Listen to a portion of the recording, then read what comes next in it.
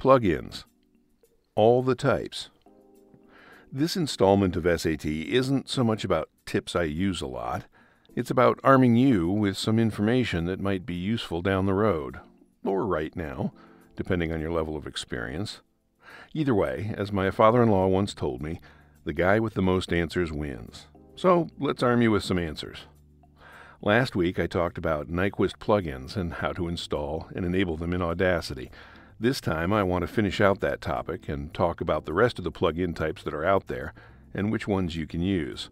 Not all the types are usable on all platforms, and that is the one thing that many Audacity users get stuck on. Nyquist. To recap a bit, Nyquist refers to the language used to write these plugins. You could even create your own plugins to use, but that's a subject for another time. Let me know if it's something you'd like to know more about.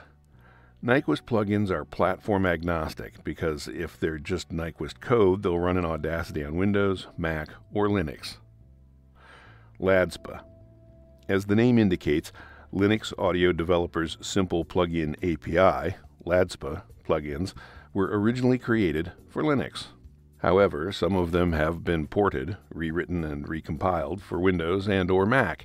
One of the cool things about this type of plugin is that they support real-time preview in Audacity, which means, among other things, that you can change the selected audio while the plugin is open for preview, and you can apply the effect without closing the plugin. They're a lot of fun to tinker with. LV2. LV2 stands for LADSPA version 2. It adds a wealth of capabilities, most of which are aimed at music creators. For example, LV2 plugins can support MIDI events, synthesizers, and other digital sound creation and instrument control processes. There are literally thousands of LV2 plugins available, both free and commercial. VST. The VST, Virtual Studio Technology, plugin standard was created by Steinberg. They come in three categories: instruments, mostly synthesizers, effects, and MIDI effects. In the VO world, our interest is in the effects, plugins that process audio. Instrument effects generate audio and are used mostly by music producers. Tip for VOs: there are some very good equalizer plugins in the VST camp. If you know how to sweep the freaks to find and fix audio issues, there are several free VST plugins with graphic displays that are great. Try 10Q, Equilibre, or Re-EQ. Audio Unit, AU.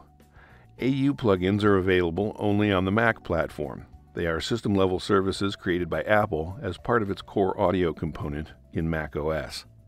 Tip for Mac users: if you already have the AU suite of plugins on your Mac, all you have to do to use them in Audacity is go into the Add and Remove Plugins tool and enable them as you would any other plugin. Each has AU at the beginning of its name. Here's the list from my Mac. So here's a summary of all the plugin types and the platforms that can use them. And here are some places you can visit to download plugins.